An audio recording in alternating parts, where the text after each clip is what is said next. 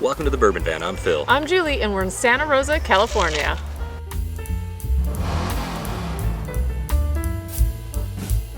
Well, we've been having a wonderful weekend here in Santa Rosa, California.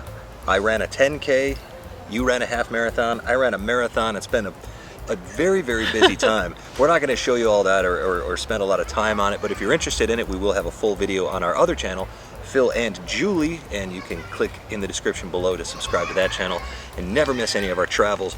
But today we are very focused on whiskey. Yes. We took a trip to a store here locally that was recommended to us by our friend Jeff Perkins called Bottle Barn. Let's have a look. Well, we just visited Bottle Barn here in Santa Rosa. This was on our friend Jeff Perkins' recommendation, and they have a ton of single barrels and other good stuff in there, so it's definitely a stop worth checking out. We even had a little tasting with our friends at Sausalito Liquor Co., which was interesting, and we found a couple things to take home, just stuff that we've never seen before that we got pretty excited about. Number one is a single barrel bourbon, part of the private barrel program here in California, apparently, of New England Barrel Company. My understanding is that this is made by the folks at Green River Distilling in Kentucky, so maybe somebody can clarify if that's not the case. We'll look into it.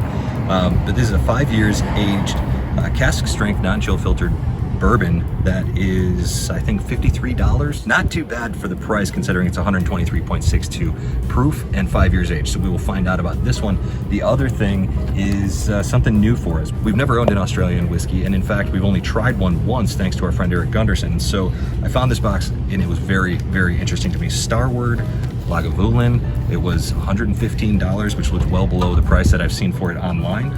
Single malt Australian whiskey aged in red wine barrels, finished in peated Scotch whiskey barrels from Lagavulin. So both of these will have tastings very soon on the channel. We'll find out if they were worth it, but we've got one other tasting to do for you back at the hotel. Man, that place had a great selection. So many single barrels and stuff from all over the globe, and a huge beer selection too, which we took advantage of course. Now it's time for the tasting, which is why you tuned in, right? It's probably why you clicked on this video. Smokeye Hill. I keep hearing about this stuff. Yeah. Don't know anything about it, but a good friend of the channel, Patreon, Eric Gunderson, sent us this bottle. Smokeye Hill, barrel proof, non-chill filtered, non-age stated, blue corn, maybe a 4-grain, 131.7 proof. Good grief. Okay, very high proof. And he wrote on here MGP. So Lawrenceburg, Indiana produced this whiskey, and then it was aged in Colorado somewhere. I think. Colorado Springs, Colorado. Look at that. We know the Bourbon Van knows a little bit about something for once. Well, hey, it's 90 degrees outside, but we're sitting in the shade. It's quite nice here at the Sandman Hotel in Santa Rosa, California. So why not drink some 131.7 proof whiskey? We even have these fancy little glasses that the hotel had because we forgot our glass. We sure did. All right, let's get to the nose on this. Cheers. Ooh, caramely, like melted caramely. And brown sugar there. Yeah. It's a slurry. Yeah, vanilla. It's a slurry in a glass. Vanilla, oak, brown sugar. All the things that you would want if you were making a slurry. A slurry. Yeah, if you set out to make a slurry like so many of us do. It smells great to me, and it actually doesn't smell like it's going to be super duper strong, even though I know that it is. Let's get to it. Yeah. Cheers. Yeah, she's proofy. Oh. It's the first one of the day. Yeah. First sip of the day. It was tingling on the tongue before I got any flavor. It took a minute. Yeah. But now the milk chocolate is settling in. There's a milk dud here. Man. I haven't had a milk dud in years. I haven't drank a barrel proof in a while. I don't think. Because Yeah. this is like no flavors, just proof on this one. Uh-oh. Okay. me. Well, we'll have to settle in here. It'll take a few minutes, but I'm already getting flavors. The brown sugar coming around on the finish. Heat for sure. This is not a beginner bourbon right here. No. But I do think there's other things showing up. My mouth's starting to water. I think that oak is putting on a little bit of a show right now. Well, I'm excited about your milk dud note. You're excited for milk duds? Yeah. You're the first person in half a century that's excited for milk I duds. know. They're not good. They get stuck in your teeth. But Yeah. if they're in front of me, I'm going to eat them. Well, that's you and candy. The fruit note there is not necessarily cherry, but there's a sweet fruit, something earthy and real. It doesn't taste like a candy cherry. Nice little balance here so far in sip 2. Yeah, I like the oak presence on this. That second sip was a lot nicer for me. I just got a lot of excited proof there on that first one. But this one was like a very gentle proof. I mean, I am getting a lot of tingle on my tongue, just either from that proof or even some of the spices that are in here. I like this. Yeah, good flavor here, Yeah. and there's nothing that I dislike about it so Right. far. I think that the balance is nice. It is proofy. My mouth is continuing to water, but the lingering flavor there, maybe a little bit of spice, like cinnamon, like you were talking about, spice, and I think beyond that, the oak is the prevailing flavor that's making me very, very happy. I thought this would be more grainy.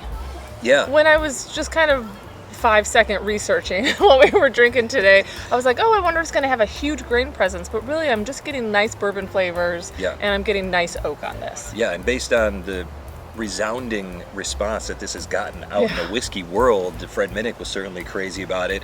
It seems like we're not the only ones that are really, really enjoying this. Yeah. I do really like the vanilla note in this as well. This is unmistakably bourbon.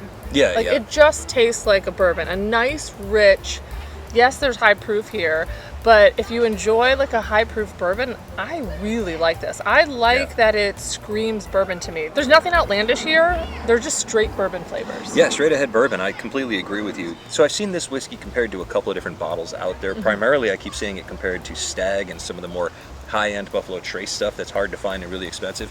I don't know if I buy that. I think that this is on par with something like an Elijah Craig Barrel Proof. I think that this doesn't have the nuttiness that does. There's certainly chocolate here, which is quite nice.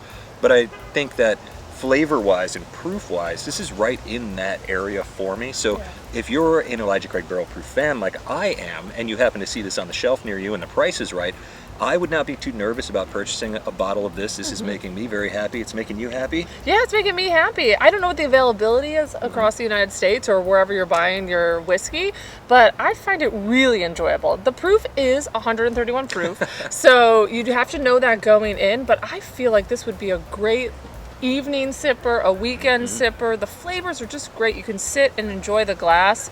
There's nothing that I don't really like about this, except for maybe that first sip I had. Yeah, it is proofy, no doubt. So if high proof is not your cup of whiskey, then you may not want to go in on this one. But if you like a whiskey that brings a ton of flavor, straight ahead bourbon flavors like we do, then I think this whiskey is certainly worth looking into. So we had a really great time in Santa Rosa. We love coming here. We've only been here, I think, maybe 2 or 3 times. Yeah.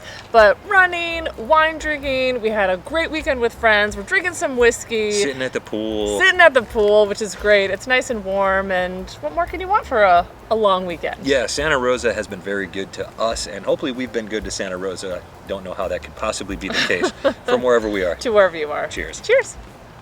It's really well balanced for that proof. That's delightful.